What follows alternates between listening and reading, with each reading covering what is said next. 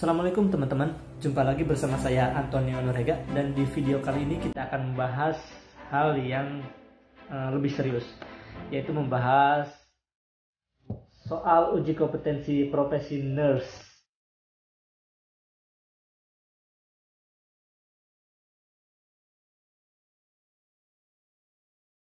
Dan di video kali ini kita akan membahas soal-soal KMB. Soal KMB itu paling banyak muncul, sekitar 45 sampai 60 soal dari 180 soal.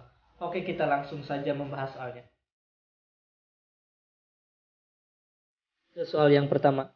Seorang perempuan berusia 30 tahun dirawat di ruang penyakit dalam dengan diagnosa suspek appendicitis. Hasil pengkajian, pasien mengeluh nyeri perut kanan bawah, skala nyeri 7, mual muntah, serta tidak nafsu makan. Tekanan darah 130/80 mmHg, frekuensi napas 26 kali per menit, dan frekuensi nadi 80 kali per menit. Pertanyaannya, apakah pengkajian lanjut pada kasus tersebut? Nah, kita bahas pilihan jawabannya satu persatu. A. Auskultasi bising usus. Enggak ya, enggak perlu kalau pasien appendix. Kemudian B. Observasi status nutrisi. Ini juga enggak perlu. Kemudian C. Pemeriksaan laboratorium. Ini merupakan tindakan kolaborasi, tapi perlu juga sih untuk misalnya memeriksa leukosit. Karena saya ragu-ragu, saya checklist saja. Kemudian D. Observasi tanda-tanda dehidrasi. E. Palpasi pada titik McBurney. Nah, ini jawabannya adalah yang E. Kenapa? Karena titik McBurney itu adalah titik bagian abdomen di kuadran kanan bawah. Nah, seperti keluhannya juga nyeri perut kanan bawah. Jadi jawabannya adalah E. Oke, kita lanjut ke soal berikutnya. Ke soal nomor 2. Seorang laki-laki berusia 65 tahun dirawat di ruang neurologi dengan keluhan penurunan kesadaran. Hasil pengkajian saat diberi rangsang nyeri, kedua lengan tanpa fleksi abnormal, membuka mata dan bicara tidak jelas. Pupil anisokor kanan, refleks cahaya lambat, tekanan darah 160/90 mmHg, frekuensi nadi 92 kali per menit, frekuensi nafas 20 kali per menit, dan suhu 36,8 derajat Celcius. Pertanyaannya, berapakah nilai GCS pada kasus tersebut? Nah, yang ditanyakan adalah nilai GCS. Nilai GCS itu yang dinilai adalah motorik verbal. Berarti kata kuncinya ada di sini. Fleksi abnormal, membuka mata dengan rangsang nyeri, dan bicara tidak jelas. Oke, kita ada bocorannya ya. Ring. Nah, fleksi abnormal itu nilainya 3. Kemudian membuka mata dengan rangsang nyeri, nilainya 2. Dan bicara tidak jelas, nilainya 3. Berarti totalnya 8. Jawabannya adalah D. Oke, lanjut ke pertanyaan selanjutnya.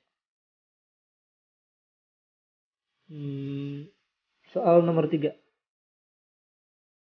Seorang perempuan berusia 35 tahun dirawat di ruang bedah saraf dengan pasca kraniotomi. Pasien tampak hemiparase kanan, lemah dan tidak mampu menggerakkan tubuhnya. Refleks fisiologis melambat. Saat dilakukan pemeriksaan otot ekstremitas kanan didapat hasil sebagai berikut. Tidak mampu mengangkat lengan dan kaki namun masih bisa menggerakkannya. Pertanyaannya, berapa nilai kekuatan otot pada pasien tersebut? Nah, yang ditanyakan nilai kekuatan otot, berarti kata kuncinya di sini. Tidak mampu mengangkat lengan dan kaki namun masih bisa menggerakkannya. Jadi hanya bisa geser-geser ya. Seperti kita ketahui berarti yang A itu skor 1 itu hanya tonus otot ya. Tonus otot berarti bukan. Skor 2 itu mampu menggerakkan tapi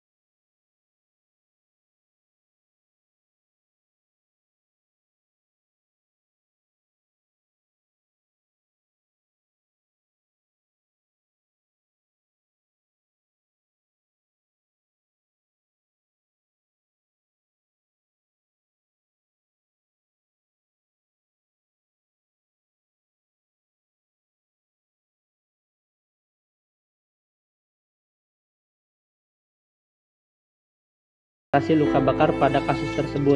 Nah, ini kita menggunakan rumus Rule of Nine. Dimana untuk Rule of Nine itu ada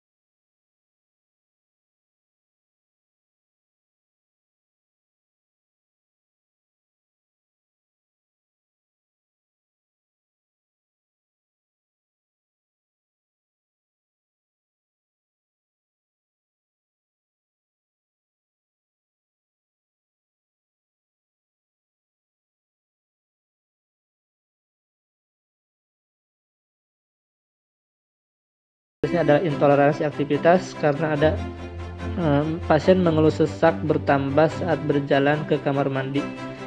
Ini pertanyaan sering muncul ketika kita pengkayaan. Oke, ke pertanyaan selanjutnya. Nah, oh ini kepotong bawahnya nih.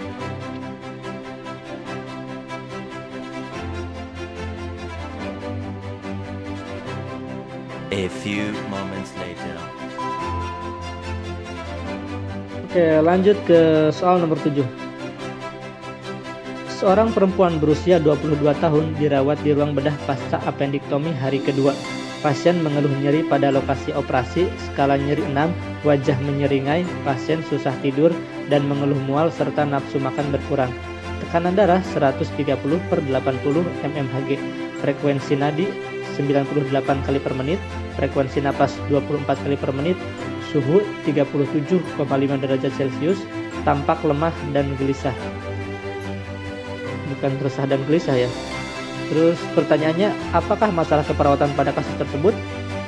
Nah, pilihan jawabannya A. Nyeri akut. Bisa ya, ini bisa nyeri akut. Tandanya juga banyak sekali nih, pasien mengeluh nyeri pada luka operasi, skala nyeri 6, wajah menyeringai dan gelisah. Kemudian ya kita checklist ya, kemungkinan jawabannya nyeri akut. B. Resiko infeksi, pasien pas operasi tapi tidak ada tanda-tanda infeksi ya, kita coret. Kemudian defisit volume cairan juga tidak ada tanda-tandanya, datanya tidak mendukung. Kemudian intoleransi aktivitas, datanya juga kurang mendukung. Gangguan pola tidur, ini bisa disebabkan karena nyeri. Jadi prioritas masalahnya adalah A, nyeri akut. Oke, lanjut ke pertanyaan selanjutnya. Soal nomor 8. Seorang laki-laki berusia 65 tahun dirawat di ruang neurologi dengan keluhan mengalami kelemahan pada sisi kiri tubuh sejak semalam. Hasil pengkajian didapat wajah asimetris, bicara pelok, diberi minum tersedak. Lidah terlihat mencong ke kanan, CT scan menunjukkan infak lobus parietal dextra. Pertanyaannya, apakah masalah keperawatan yang tepat pada kasus tersebut? A. Ketidakseimbangan nutrisi, kurang dari kebutuhan tubuh. Bisa nggak ya? Enggak ya, yang ini ya. Kemudian B. Resiko ketidakefektifan perfusi jaringan serebral. Bisa sih, karena ini kan hasil CT scan-nya menunjukkan infak lobus parietal, tapi ini bukan risiko lagi. Udah fungsi jaringan serebralnya udah terganggu. Kemudian C, hambatan komunikasi verbal, bisa ya karena bicara pelok. Jadi kemudian hambatan mobilisasi fisik juga bisa. Dan E, resiko aspirasi. Nah ini yang paling tepat, jawabannya adalah E, karena ini ada minum tersendak. Oke, lanjut ke pertanyaan selanjutnya, nomor 9. Seorang perempuan berusia 46 tahun dirawat di ruang penyakit dalam dengan DHF. Hasil pengkajian, pasien mengeluh lemah, terdapat peteki pada kedua lengan dan kedua ekstremitas terasa dingin, dan suhu 36 derajat Celcius. Hasil pemeriksaan laboratorium Hb18 mg/dl, hematokrit 50%, trombosit 45.000. Kemudian apakah masalah keperawatan yang utama pada kasus tersebut? Nah, di sini pasien udah terdapat DHF, udah ada peteki, kemudian akralnya udah terasa dingin. Jadi masalahnya kita bahas satu-satu. Pilihan jawabannya A, resiko shock. Nah ini bisa nih. Kemudian B, hipertermia, nggak bisa ya karena ini suhunya normal. Resiko perdarahan, udah gak risiko lagi, udah perdarahan, tandanya ada peteki. Kemudian akral terasa dingin dan trombositnya juga rendah. Kemudian intoleransi aktivitas tidak juga, gangguan integritas kulit tidak. Jawabannya adalah A. Ya, pertanyaan terakhir, soal nomor 10. Biasanya senang nih kalau udah pertanyaan terakhir, kalau lagi pengkayaan ya, pengen cepet-cepet pulang. Dan jangan lupa subscribe ya, biar saya tambah semangat membuat konten YouTube-nya. Oke, saya bacakan pertanyaan terakhir. Seorang laki-laki berusia 45 tahun dirawat di ruang penyakit dalam dengan keluhan diare kronis sejak sebulan yang lalu. Pasien mempunyai riwayat HIV, mengalami penurunan berat badan 18 kg dalam 4 bulan terakhir. Hasil pengkajian, turgor kulit tidak elastis, membran mukosa kering, urin output menurun, dan konsentrasi menurun. Apakah masalah keperawatan prioritas pada pasien tersebut? Oke, kita bahas pilihan jawabannya satu-satu. Yang A, ketidakseimbangan nutrisi kurang dari kebutuhan tubuh. Ada sih ininya di sini ya, berat badannya turun 18 kg, tapi kurang mendukung datanya. Kemudian kerusakan integritas kulit. Di sini tandanya apa ya? Oh, ini kulit tidak elastis, tapi ininya juga kurang juga ya. Bukan faktor utamanya. Kemudian defisit volume cairan. Nah ini defisit volume cairan kita simpan banyak ya ininya. Ada turgor kulit tidak elastis, membran mukosa kering, urin output menurun, dan konsentrasi menurun. Hambatan memori, datanya cuma konsentrasi menurun aja, itu bisa disebabkan oleh defisit volume cairan, dehidrasi. Yang terakhir diare itu bukan masalah keperawatan ya, nama penyakit kalau diare. Jadi jawabannya adalah C. Oke, itu saja yang saya bahas kali ini. Nah, itu saja yang kita bahas pada video kita kali ini. Apabila ada pertanyaan atau ada yang perlu didiskusikan, dikoreksi, silakan tulis di kolom komentar ya teman-teman. Dan sampai jumpa di video saya selanjutnya. Assalamualaikum warahmatullahi wabarakatuh.